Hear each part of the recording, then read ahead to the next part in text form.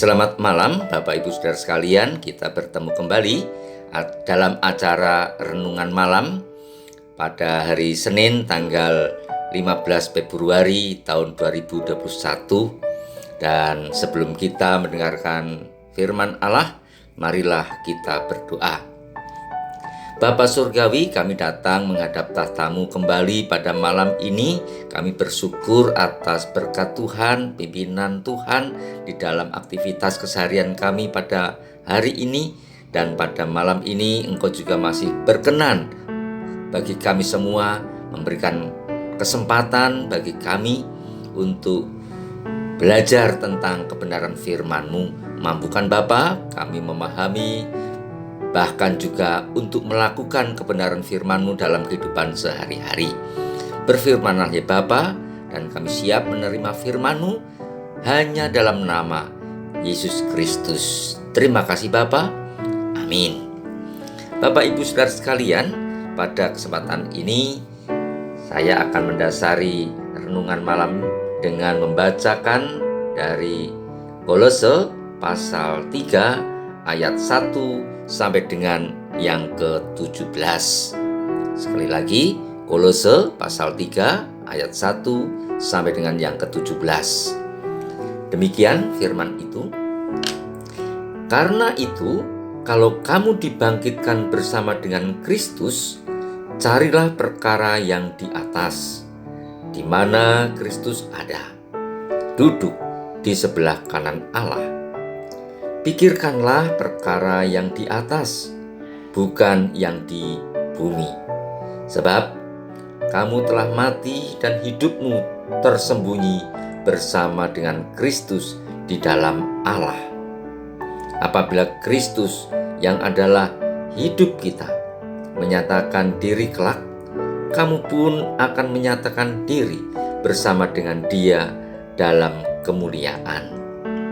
Karena itu, matikanlah dalam dirimu segala sesuatu yang duniawi, yaitu percabulan, kenajisan, hawa nafsu, nafsu jahat, dan juga keserakahan yang sama dengan penyembahan berhala. Semuanya itu mendatangkan murka Allah. Dahulu kamu juga melakukan hal-hal itu ketika kamu hidup di dalamnya. Tetapi sekarang, buanglah semuanya ini, yaitu marah, geram, kejahatan, fitnah, dan kata-kata kotor yang keluar dari mulutmu. Jangan lagi kamu saling mendustai, karena kamu telah menanggalkan manusia lama serta kelakuannya, dan telah mengenakan manusia baru yang terus-menerus diperbaharui untuk memperoleh pengetahuan yang benar menurut gambar kaliknya. Dalam hal ini, tiada lagi orang Yunani atau orang Yahudi, orang bersunat atau orang tak bersunat, orang barbar atau orang Skit, budak atau orang merdeka. Tetapi Kristus adalah semua dan di dalam segala sesuatu. Karena itu, sebagai orang-orang pilihan Allah yang dikuduskan dan dikasihinya, kenakanlah belas kasihan, kemurahan, kerendahan hati, kelemah lembutan, dan kesabaran. Sabarlah kamu seorang terhadap yang lain, dan ampunilah seorang akan yang lain apabila yang seorang menaruh dendam terhadap yang lain. Sama seperti Tuhan telah mengampuni kamu, kamu perbuat jugalah demikian. Dan di atas semuanya itu, kenakanlah kasih sebagai pengikat yang mempersatukan dan menyempurnakan. Hendaklah damai sejahtera Kristus memerintah dalam hatimu, karena untuk itulah kamu telah dipanggil menjadi satu tubuh, dan bersyukurlah. Hendaklah perkataan Kristus diam dengan segala kekayaannya di antara kamu, sehingga kamu dengan segala hikmat mengajar dan menegur seorang akan yang lain, dan sambil menyanyikan mazmur dan puji-pujian dan nyanyian rohani, kamu mengucap syukur kepada Allah di dalam hatimu. Dan segala sesuatu yang kamu lakukan dengan perkataan atau perbuatan, lakukanlah semuanya itu dalam nama Tuhan Yesus, sambil mengucap syukur oleh Dia kepada Allah Bapa kita. Sampai di sini pembacaan firman Tuhan, dan yang berbahagia adalah kita yang melakukan firman ini dalam kehidupan sehari-hari. Bapak Ibu Saudara sekalian dimanapun berada, pada malam ini sebagaimana kita akan belajar tentang memperbaharui diri. Saudara-saudara, pada malam ini saya mengajak untuk berbicara tentang pembaharuan.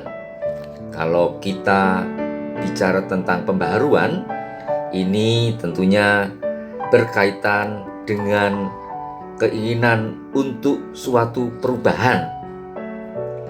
Biasanya pengharapannya adalah memperbaharui itu menuju kepada suatu yang lebih baik, bukan sebaliknya, menuju kepada keburukan. Sekali lagi, untuk menuju kepada yang lebih baik. Bapak Ibu Saudara sekalian, sewaktu saya mempersiapkan renungan ini, terlebih dahulu saya membaca satu buah surat yang ditulis oleh seorang istri dari seorang tentara, yang saat itu tentara tersebut ditugaskan oleh negaranya untuk berperang di Vietnam. Isi dari surat yang ditulis oleh seorang istri dari seorang tentara yaitu tentang kerinduannya untuk bisa memperbaharui dirinya sebagai seorang istri menjadi istri yang lebih baik lagi, karena dia menyadari bahwa ternyata memang suaminya itu sebagai suami yang sangat baik bagi dirinya. Adapun isi surat itu demikian. Tolong diperhatikan ya, disimak, dihayati. Saya akan bacakan demikian bunyinya. Ingatkah engkau ketika aku meminjam mobil barumu dan aku membuatnya penyok?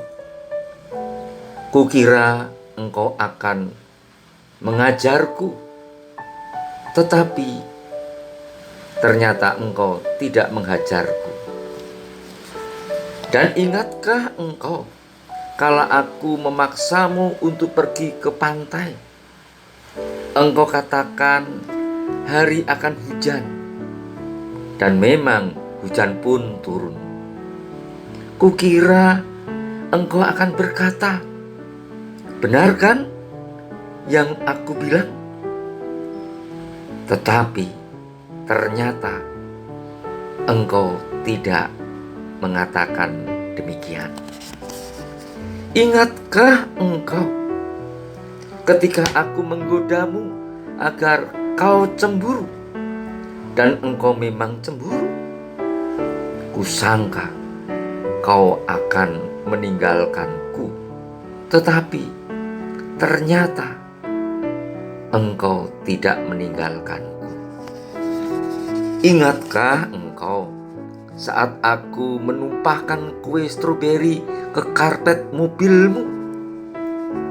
Kukira engkau akan memaki-maki aku, tetapi ternyata engkau tidak melakukannya.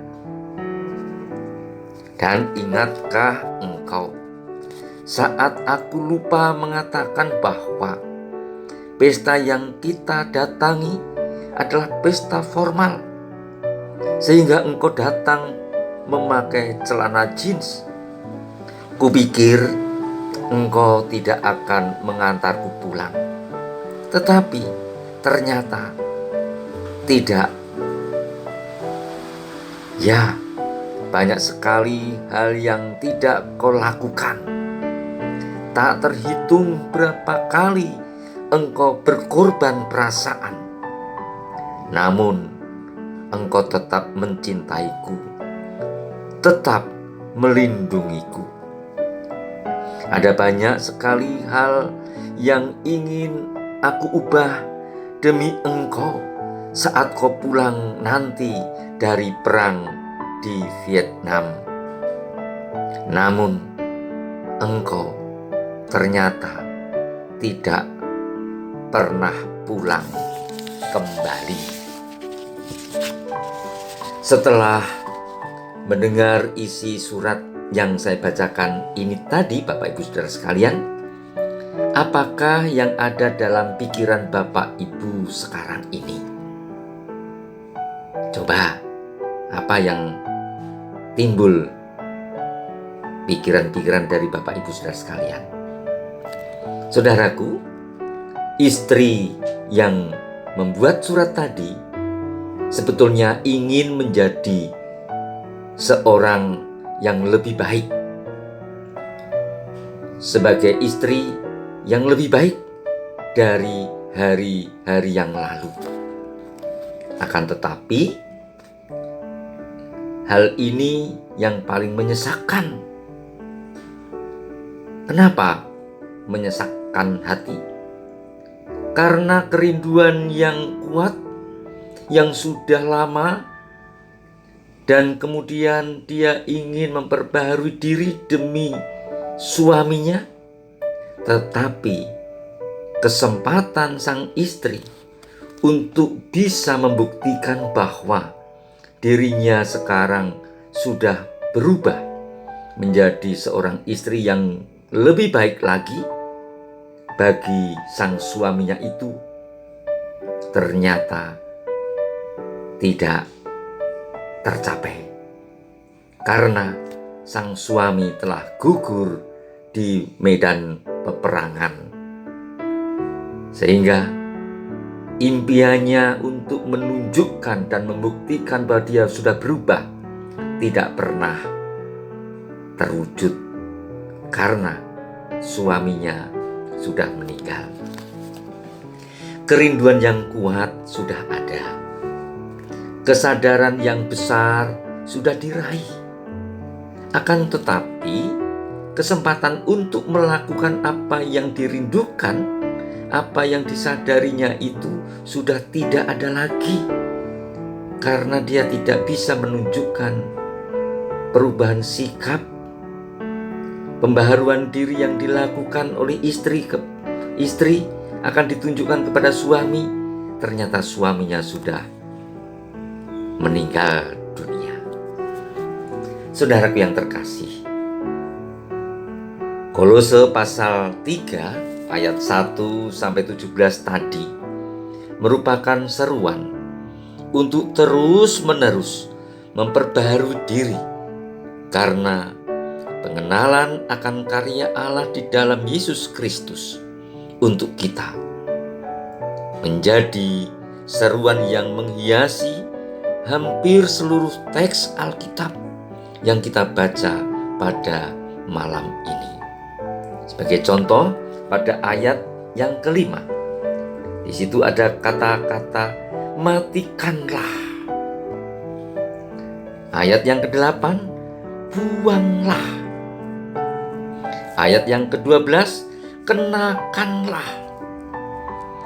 Ayat yang ke-15 sampai 16, hendaklah. Sedangkan ayat yang ke-17, lakukanlah. Semua yang memakai lah itulah seruan bagi kita semua agar kita bisa menjadi manusia yang baru karena sudah mengenal kebaikan Tuhan seperti yang telah dinyatakan di dalam Kristus Yesus. Saudaraku yang terkasih, salah satu isi surat yang telah saya bacakan tadi itu adalah berbicara tentang kesempatan untuk membuktikan perubahan diri. Bagi seorang istri tentara yang tahu bahwa suaminya itu telah gugur di medan perang dan tak akan pernah lagi kembali, kesempatan untuk menunjukkan di depan mata suaminya bahwa dirinya itu memang benar-benar telah menjadi seorang istri yang memiliki sikap dan sifat berbeda dari yang sebelumnya itu pun hilang sudah. Akan tetapi bagi kita, kesempatan untuk terus-menerus memperbaharui diri di hadapan Tuhan akan selalu terbuka selama kita masih menghirup nafas ini. Sampai kapan kita memperbaharui diri kita? Yaitu sampai apabila Kristus yang adalah hidup kita menyatakan diri kelak. Kamu pun akan menyatakan diri bersama dengan Dia dalam kemuliaan. Saudaraku yang terkasih, yang kita tahu sekarang adalah kita masih diberi kesempatan oleh Tuhan untuk dapat tetap hidup dan beraktivitas. Kesempatan yang masih diberikan oleh Tuhan sehingga kita bisa masih menikmati nafas hidup ini, sekaligus juga kesempatan bagi kita untuk terus menjadikan diri kita ini menjadi orang baik, karena pengenalan kita akan kebaikan yang telah Tuhan nyatakan kepada kita. Siapkah kita memperbaharui diri kita mulai saat ini? Bapak Ibu Saudara sekalian yang bisa menjawabnya. Tuhan memberkati kita semua. Amin.